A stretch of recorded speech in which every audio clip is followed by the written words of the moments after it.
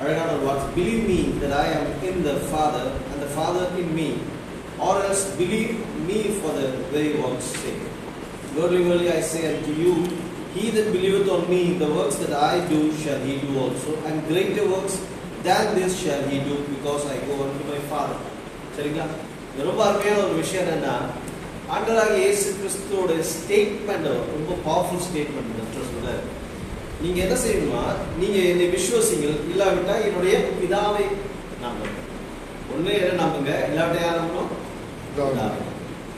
அப்படி இல்லாவிட்டால் என்னுடைய கிரியை நம்புங்க. ஸோ அப்போ ஒரு 3 ஆப்ஷன் ஆண்டவர் கொடுக்குற நம்ம. ஒண்ணு பிதாவை நம்புங்க, இல்லாவிட்டால் குமாரனை நம்புங்க, இல்லாவிட்டால் என்னுடைய கிரியை நம்புங்க. சரி, இதுக்குள்ள நான் போக வரல, பட் ஷார்ட்டா இதனுடைய இதுல மட்டும் நான் நிற்க முடியாது. இன்னைக்கு வேற ஒரு டாபிக் கனெக்ட் ஆக முடியாது, உங்களுக்காக நான் சமூகத்தை வைக்கிறேன். 12 சொல்லப்படுது, உண்மையாக உண்மையாக நான் சொல்லுகிறேன், இதோ என்னை விசுவசித்தால் நான் செய்கிற கிரியை நான் செய்ய முடியும், அதை காட்டிலும் பெரிய கிரியைகளை, பெரிய காரியங்களை செய்ய முடியாது.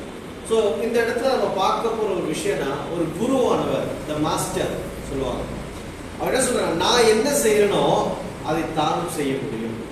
இது நான் என்ன பதிவு பண்றேன்னா, ஆண்டவராகிய இயேசு கிறிஸ்து செய்த காரியத்தை நாம் இன்னும் நிறைவாய் செய்யல. இனி செய்ய வேண்டும் என்றால் அவரை போலவே செய்ய வேண்டும் என்று கர்த்தர் விரும்புகிறார். நான் என்ன செய்கிறேனோ அது தானும் செய்ய வேண்டும் என்று கர்த்தர் பதிவு. இரண்டாவது சொல்றாரு, இதை காட்டிலும் பெரிதான காரியத்தை செய்ய வேண்டும் என்று கர்த்தர் விரும்புகிறார். அப்போ இந்த நாட்களை நாம செய்ய போகிற காரியங்கள், இந்த 2 காரியத்தை மனதில் வைத்துக் கொள்வோம். 2025 நாம செய்ய வேண்டியது இயேசு கிறிஸ்து செய்தது போல நாம் செய்ய. அவர் நம்முடைய குரு, அவருடைய மாஸ்டர், சரிங்களா? அப்போ அவர் செய்கிற காரியங்களை நாம் செய்யும்படியாக முதல்ல கற்றுக்கொள்ளணும். அதுக்கு நாம் என்ன செய்யணும்னா, அவரை நம்ப வேண்டும், இல்லாவிட்டால் பிதாவை நம்ப வேண்டும், இல்லாவிட்டால் அவருடைய கிரியை நம்ப வேண்டும் என்று சொல்றாரு. So 3 process கொடுக்கிறார். ஒன்று, you believe on the Father, or else you believe on me, or else you believe on my works, the works which I have done. அப்ப இது மூணுலயும் நாம் விசுவாசித்தால், நாம் நம்பினால், நம்முடைய வாழ்க்கையில கர்த்தர் என்ன பண்ணுவார்? தன்னுடைய வரங்களை ஆக்டிவேட் பண்ணுவார், செயல்களை ஆக்டிவேட் பண்ணுவார். கர்த்தருடைய போல் நாம் இந்த உலகத்துல நாம் வாழும்படியாகவும் கர்த்தர் என்ன பண்றார்? வாஞ்சிக்கிறார். ஆண்டவராகிய இயேசு கிறிஸ்து வாஞ்சிக்கிறது என்னன்னா, அவரை போலவே நாம வாழ வேண்டும், அவரை போலவே செயல்பட வேண்டும், அவரை போலவே அற்புதம் செய்ய வேண்டும், அவரை போலவே எல்லா காரியத்தையும் செய்யும்படியாக கர்த்தர் வாஞ்சிக்கிறார். நீங்க ஆண்டவராகிய இயேசு கிறிஸ்து பாருங்களேன், 5000 பேர் பிரசங்கம் பண்றாரு, 4000 பேர் பிரசங்கம் பண்றாரு, ஒரு குரூப் ஆஃப் பீப்புளுக்கு பிரசங்கம் பண்றாரு, தனியாளுக்கு பிரசங்கம் பண்றாரு. ஆனால் அவர் ரகசியத்தை யார்கிட்ட தெரியுமா சொல்லிக் கொடுக்கிறாரா? தன்னோட சிஷ்யன் கிட்ட மட்டும்தான் சொல்லுங்க. அங்க நம்ம ரொம்ப நோட்டட் பாயிண்ட் இருக்கு. எல்லா இடத்துலயும் நார்மல் காஸ்பல் தான் பண்றாரு, but he shares the secret with his disciples. அப்போ ஆண்டவராகிய இயேசு கிறிஸ்து இந்த உலகத்தை விட்டு போகும்போது அவர் என்ன செய்தாரா? 12 சீஷர்களை ஆயத்தப்படுத்தினார். அதுக்கப்புறம் பாத்தீங்கன்னா பரிசுத்த ஆவி பெறும்போது 120 சீஷரை ஆயத்தப்படுத்துகிறார். அவர் உலகத்தை விட்டு போகும்போது 500 சீஷர்களை என்ன பண்ணா? உருவாக்கி. அப்போ இந்த 3 கான்செப்ட்ல நம்ம பார்க்க வேண்டியது, இயேசு சில நானும் ஒரு ஊழியக்காரர் பேசணும். ஆண்டவராகிய இயேசு கிறிஸ்து அவர் 12 சீஷரை உருவாக்கல, அவர் 12 இயேசுவை உருவாக்கினார். He did not created 12 disciples. He created 12 Jesus. சரிங்களா? அவரை போலவே இமிட்டேஷன் பண்ண முடியாது, அவரை போலவே வாழ முடியாது. அவர் எப்படி அற்புதம் செய்தாரோ அதே அற்புதம் நம்ம பார்க்க முடியும் சென்ட் தாமஸ் மவுண்ட். சரிங்களா? அந்த பாறை, கற்பாறையிலிருந்து தண்ணீர் வந்துட்டு இருக்கு. அப்ப இவ்வளவு பெரிய அற்புதம் செய்யறதுக்கு காரணம் என்னன்னா, he made his disciple like him. சரிங்களா? அப்போ ஆண்டவர் என்ன இது வந்து விரும்புறாருன்னா, நீங்களும் நானும் அவரை போலவே இருக்க வேண்டும், அவரை போலவே மாற வேண்டும், அவரை போலவே பார்க்க வேண்டும், அவரை போலவே பாதைகளை பார்க்க வேண்டும், அவரை போலவே நீதிமானாய் பார்க்க வேண்டும், அவரை போலவே அற்புதம் செய்ய வேண்டும், அவரை போலவே சொல்லி கற்றுக் கொடுக்க வேண்டும் என்று கர்த்தர் எதிர்பார்க்கிறார். இது எத்தனை பேர் நீங்க நம்ம அதை புரிந்து கொள்ளுங்க எனக்கு தெரியல. பட் ஆவின் உணர்த்துனா, அவரை நம்புறோம் என்றால் அவர் செய்ததை இந்த கடலூர் பகுதி, பாண்டியில, அதே போல நாம் போகிற இடம் எல்லாமே கர்த்தர் பெரிய அற்புதங்களை செய்ய போகிறார். இது நான் விசுவாசிக்கிறேன். நான் எப்பவுமே ஆண்டவர்கிட்ட கேட்குறது. எந்த ஊழியக்கார மீட்டிங் போனாலும் சரி, பெங்களூர் ஒரு இதே போல ஒரு மெகா சர்ச்சோட டீச்சிங் எடுத்துட்டு இருக்கேன். அவங்க ஒரு பெரிய டெலிவிஷன் ப்ரீச்சர் வந்து உட்காந்துட்டு இருக்காரு. அவரு தான் டெலிவிஷன். அப்போ எனக்கு தெரியாது, முடிஞ்ச பிறகு சொன்னாரு, ஏன் நீங்க எடுத்தது எல்லாமே எனக்கு வாழ்க்கை ரொம்ப டச் ஆயிடுச்சுங்க. நான் சொன்னேன், நான் எடுக்கல, ஆவியார் என்ன உணர்த்துறாங்களோ அதை மட்டும் தான் நம்ம கொடுத்து கொண்டு இருக்கிறோம். ஆகிய யாருக்கு கர்த்தர் கிரியை செய்வார் நமக்கு தெரியாது. இந்த நாட்கள்ல ஒரு முடிவு எடுக்கணும். Do not imitate some other people. நீங்க மற்ற பீப்புளோ இல்லை மற்ற பிரசங்கியாரும் நம்ம இமிடேட் பண்ண வேண்டிய அவசியம் இல்லை. But let us imitate God. Let us imitate Jesus. இயேசு கிறிஸ்துவை போல் என்ன நீ விசுவாசித்தால் நான் எதை செய்கிறேனோ அதை நீ செய்ய முடியும். ஃபர்ஸ்ட் ப்ராமிஸ் பண்றாரு.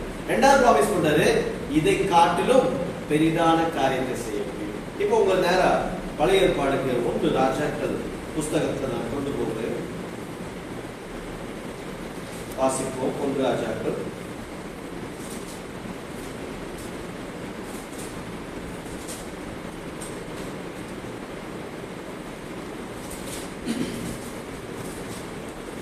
இதை நான் வாசிக்கும் போது எனக்கு ரொம்ப பிடிச்சமான ஒரு காரியம் என்னன்னா, கர்த்தர் எலியாவை எப்படி பயன்படுத்துறாரு பாருங்க. எலியாவோட வாழ்க்கையை குறித்தும் எலியா கர்த்தர் செய்த காரியத்தை குறித்தும் இதை சுருக்கமாக உங்களுக்கு சொல்ல முடியாதான் வாசிப்போம். 19 1 ராஜா 19 வாசத்தை வாசிங்க. அப்படியே அவன் அவ்விடம் விட்டு புறப்பட்டு போய் 12 ஏர் பூட்டி உழுத சாப்பாத்தின் குமாரனாகிய எலிசாவை கண்டான். அவன் 12ஆம் ஏரை ஓட்டி கொண்டிருந்தான். எலியா அவன் இருக்கும் இடம் மட்டும் போய் அவன் மேல் தன் சால்வையை போட்டான். அப்பொழுது அவன் மாடுகளை விட்டு எலியாவின் பிறகே ஓடி, நான் என் தகப்பனையும் என் தாயையும் முத்தம் செய்ய உத்தரவு கொடும், அதற்கு பின் உம்மை பின்தொடர்வேன் என்றான். அதற்கு அவன், போய் திரும்பி வா, நான் உனக்கு செய்ததை நினைத்துக்கொள் என்றான். இங்க பாருங்க, எலியா ஆண்டவர் என்ன சொன்னாரா, நீ ஒரு சிஷ்யனை ரெடி பண்ண சொல்றாரு. ஆனா எலிஷா செய்தது என்ன தெரியுமா, அவனுடைய ஷால்வை என்ன பண்ணுகிறாரா, எலிஷாவின் மேல போடுகிறார். சரிங்களா? நீங்க ஒரு ஒரு ஒரு ப்ராஃபெட்டிக்கல் கால், சரிங்களா, ஒரு அழைப்பை என்ன பண்ணாரா, அவர் முதல்ல அந்த ஷால் அவர் மேல போட்ட உடனே அவர் சொல்றான், நான் என்னுடைய ஏறுதல் மாடுகள்லாம் விட்டு என்ன பண்றேன், உன்னை பின் செல்கிறேன். First you should know what is your call. நம்முடைய அழைப்பு நாம் என்ன தெரிந்தோம் என்றால் நம்ம எங்க போனாலும் சக்சஸ் ஆயிடும். எங்க போனாலும் தேவைகளை சந்திக்கணும். What is your call? There will be your provisions. நம்முடைய அழைப்பு எங்க இருக்குதோ அந்த provisions கர்த்தர் கொடுக்க ஆரம்பிச்சார். இங்க எலியா எலிஷாவை அழைக்கிறதுக்காக ஒண்ணுமே செய்யல. அவர் போட்ட ஷால்ல அவருடைய அழைப்பை அவன் புரிந்து கொண்டான். சரிங்களா? ஃபர்ஸ்ட் அழைப்பு அவனோட ப்ராஃபெட்டிக்கல் அனாயிண்டிங் அந்த ஷால் மூலியமாக என்ன பண்ணலாம், the point of contact சொல்லுவாங்க. சரிங்களா? நீங்க உங்களுடைய அழைப்பை மற்றவர்களுக்கு நம்ம செலுத்த வேண்டியதை கொண்டு வர வேண்டும் என்றால் நீங்க எந்த விஷயத்தை எந்த கிஃப்ட் கொடுத்தாலும் சரி அதே அழைப்புல அவங்க வந்து நிற்பாங்க. நான் கடந்த வாட்டி நான் சொன்னேன், இங்க இருக்கிறவங்க நிறைய பேர் டீக்கன்ஸ் ஆகணும், பிஷப் ஆகணும் சொன்னேன். போன வருஷம் சொன்னேன், ஒருத்தர் இங்கேருந்து தேவன் இங்கேருந்து பிரித்து கொண்டு போய் திருச்சியில் உட்கார வச்சிருக்காரு. அவர் சொன்னார், ஐயா நான் இருக்க மாட்டாங்க, டீக்கனாவே இருப்பேன். இல்லையா, நேரம் வரும்போது உங்களை உருவாக்குவார். ஏன்னா ஆண்டவராகிய இயேசு கிறிஸ்துவோடைய மைண்ட் என்ன தெரியுமா, he want to make a disciple. அவர் சிஷ்யராக மாற்றணும்னு நினைச்சார். சரிங்களா? அதே போல சிஷ்யராக மாற்றுகிறார். இங்க எலியா என்ன பண்றார், அவர் ஒரு சிஷ்யராக மாற்றும்படியாக எலிஷாக்கு என்ன செய்தார், ஒண்ணுமே பேசல, ஒண்ணுமே சொல்லல. அவர் என்ன பண்றார், தன்னுடைய ஷால்வை போட்ட போது அவர் என்ன செய்தார், எலிஷா அவனுடைய எலியாவுடைய அழைப்பு, தேவனுடைய அழைப்பை எலிஷா புரிந்து கொண்டார். நம்முடைய அழைப்பை நாம் புரிந்து கொள்ள வேண்டும். இன்னைக்கு நிறைய பேர் இன்னைக்கு நிறைய ஊழியங்கள் செய்வாங்க, எனக்கு இந்த ஊழியருக்கு தெரியல. நம்முடைய அழைப்புல என்ன ஊழியத்தை செய்யணுமோ அந்த ஊழியம் எப்பொழுதுமே சக்சஸ் ஆகி மாறும். சரிங்களா?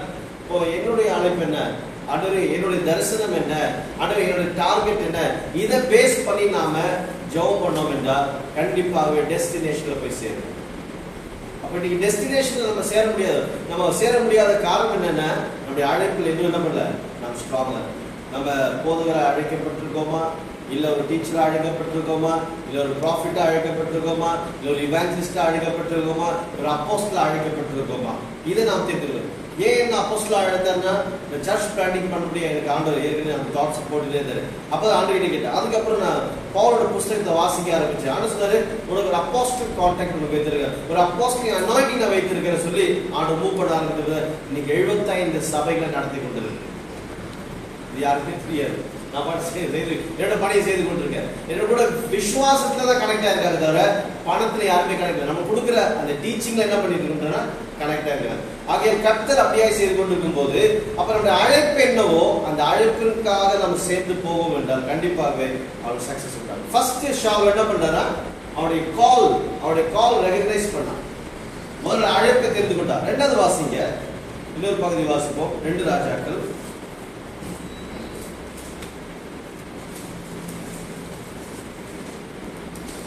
2ஆம் அதிகாரம் 9வது வாசிங்க. அவர்கள் அக்கறைப்பட்ட பின்பு எலியா எலிசாவை நோக்கி, நான் உன்னை விட்டு எடுத்துக் கொள்ளப்படும் முன்னே நான் உனக்கு செய்ய வேண்டியது என்ன கேள் என்றார். அதற்கு எலிசா, உம்மிடத்தில் உள்ள ஆவியின் வரம் எனக்கு இரட்டிப்பாய் கிடைக்கும்படி வேண்டுகிறேன் என்றான். அதற்கு அவன், அரிதான காரியத்தை கேட்டாய், உன்னை விட்டு நான் எடுத்துக் கொள்ளப்படுகையில் என்னை நீ கண்டால் உனக்கு கிடைக்கும், இல்லாவிட்டால் கிடையாது என்றான். சரிங்களா? அதுக்கப்புறம் பாருங்க 12வது வாசிங்க. அதை எலிசா கண்டு, என் தகப்பனே இஸ்ரவேலுக்கு ரதமும் குதிரை வீரருமாய் இருந்தவரே என்று புலம்பினான். அவனை அப்புறம் காணாமல் தன் வஸ்திரத்தை பிடித்து 2 துண்டாக கிழித்தான்.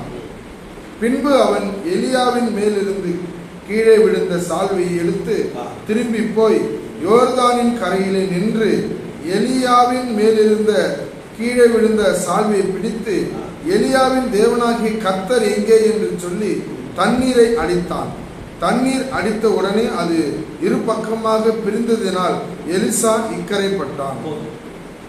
இன்னும் அடுத்த ஒரு விஷயம் இருக்கிறது. ஒன்று, அந்த ஷால் போட்ட போது அழைப்பு தெரிந்து கொண்டான்.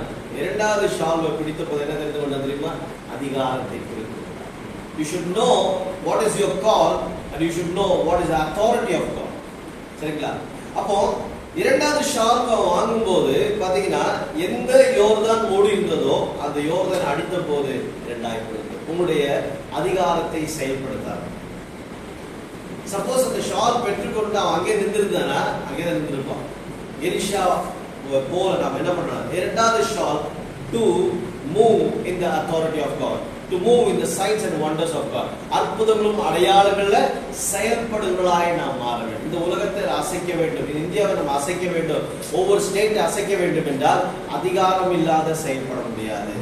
அந்த அதிகாரத்தின் அபிஷேகத்தை பெற்றுக்கொள்ள அவர் கேட்கிறாரு, நீர் போகும்போது உனக்குள்ள இருக்கிற இரட்டிப்பான ஆவி எனக்கு வேணும். நீ கேட்டது ரொம்ப கடினமான விஷயம். அதுல ஒரு 4 காரியம் சொல்லப்படுது.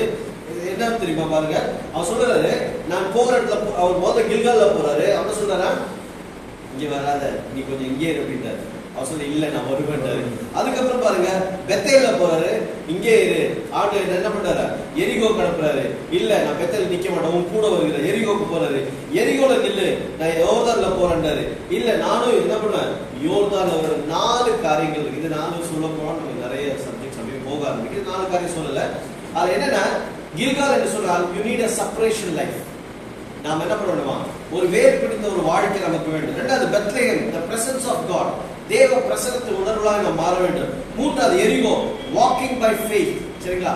நாம் விசுவாசத்தால் நடக்க வேண்டும். யோர்தான், the death and resurrection, நாம் சுயத்துக்கு மரித்து சாம்பலாகி நாம் உயிர்த்தெழுந்த வல்லமையில விடுதலையாக வெளிப்படுகிற நாட்கள் வந்து. அப்ப நம்முடைய வாழ்க்கையில நாம் அந்த இரட்டிப்பான அபிஷேகத்தை கொண்டு இந்த தேசத்தை அசைக்க வேண்டும் என்றால் நாம் முதல் ஷால்வை பெற்றுக்கொள்ள, அழைப்பை பெற்றுக்கொள்ள வேண்டும். 2வது ஷால் அதிகாரத்தை பெற்றுக்கொள்ள வேண்டும். அதிகாரத்தை பெற்றுக்கொள்ள வேண்டும். அப்ப அதிகாரம் இல்லாத நீ எங்க போனாலும் சரி, கில்கால் என்ற செப்பரேஷன், வேர் பிரிந்த வாழ்க்கை. பெத்தேல் சொன்னா the presence of God, இல்ல அப்பத்தின் வீடு சொல்லலாம் the presence of God. சரிங்களா? 3வது எரிகோன்னு சொல்லலாம் walking by faith, இல்ல spiritual warfare, ஆவிக்குரிய யுத்தம். 4வது யோர்தான், டெத் அண்ட் ரிசரக்ஷன், சுயத்துக்கு சாம்பலாய் மாற வேண்டும், உயிர்த்தெழுந்து வல்லமையால் வெளிப்படுவேன். அதனாலதான் பவுல் சொல்லுகிறார், ஆண்டவரே எனக்கு என்ன வல்லமை வேணுமா, உயிர்த்தெழுந்த வல்லமை தாங்க. சரிங்களா? அப்போ நாம தேவனுடைய வல்லமையில ப்ரொடியூஸ் ஆக வேண்டும் என்றால் 2025ல நாம் இந்த இரட்டிப்பான அபிஷேகத்தை பெற்றுக்கொண்டோம் என்றால் நீங்க போகிற எல்லாமே அசைவு உண்டாக்குவார். எனக்கு ரொம்ப பிடிச்ச ஒரு விஷயம் என்னன்னா, பவுல் சீலாஸ் ஜெபிக்கும் போது 4 காரியம் நடந்தது. ராக்காலங்களில் ஜெபித்தார், பாடினார்கள், துதித்தார்கள், ஜெபித்தார்கள். They sang, they had a praise and they have prayer. 3 காரியம் சொல்லப்படுது. அந்த டாபிக்ல உள்ள போக முடியாது, ஆனால் ஒரு ஹைலைட் மட்டும் பண்ணிடுறேன். 3 காரியம் சொல்லும்போது நாம பார்க்கிறோம் இல்லையா, பிரகாரத்தை பார்க்கிறோம், பரிசுத்த ஸ்தலத்தை பார்க்கிறோம், மகா பரிசுத்த ஸ்தலத்தை பார்க்கிறோம். சரிங்களா? பிரகாரத்தில் நம்ம என்ன செய்ய வேண்டுமா, பரிசுத்த ஸ்தலத்தில் என்ன செய்ய வேண்டும், மகா பரிசுத்த ஸ்தலம். இங்க இவங்க பாடினாங்க, துதித்தாங்க, ஜெபித்தாங்க. அப்ப அந்த 3 காரியத்தை சரியான விதத்தில் அவங்க பண்ணிட்டு போனனால அங்க ஒரு அசைவு உண்டானது. There is a system for every prayer. There is a method for every prayer. The tabernacle prayer ரொம்ப பவர்ஃபுல்லான prayer. நிறைய பேருக்கு சொல்லி கொடுக்குறது இந்த prayer. இந்த prayer-ஆல அந்த மகிமையை தொட முடியும். நீங்க அந்த மகிமையில நீ உள்ள வந்துட்டீங்கன்னா, நீ நிறைய பேர் அந்த மகிமைக்குள்ள போக முடியாது. நான் மகிமை பார்த்தேன் அப்படின்னு சொல்லலாம், அதை ருசிக்கிறோம். நாம அதை அவன் நிற்கும் போதே ஜனம் அனுபவிக்கிறத நாம் உணர முடியும். ஸோ இந்த பிரசன்ஸ் நம்ம போகணும்னா அவர் பாடினாங்க, துதித்தாங்க, ஜெபித்தாங்க. அப்போ இது செய்த போது they entered into the glory of God. அப்போது பெரிய பூகம்பம் உண்டானது, ஜெயிலோடைய ஃபவுண்டேஷன் அசைக்கப்பட்டது. முதல் பூகம்பம், இரண்டாவது ஃபவுண்டேஷன், பிசாசோட ஃபவுண்டேஷன் அசைக்கப்பட்டது, இரண்டாவதாக ஜெயில் அறைகள் திறக்கப்பட்டது, மூன்றாவதாக ஒவ்வொரு சிறைசாடு கரத்துல இருந்த செங்கல்கள் திறக்கப்பட்டது. See, the deliverance comes through a powerful prayer.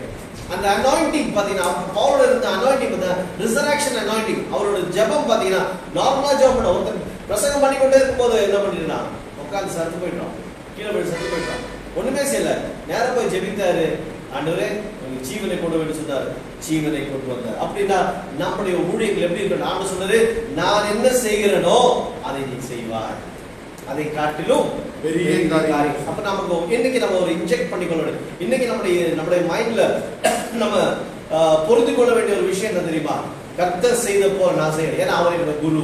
சரிங்களா?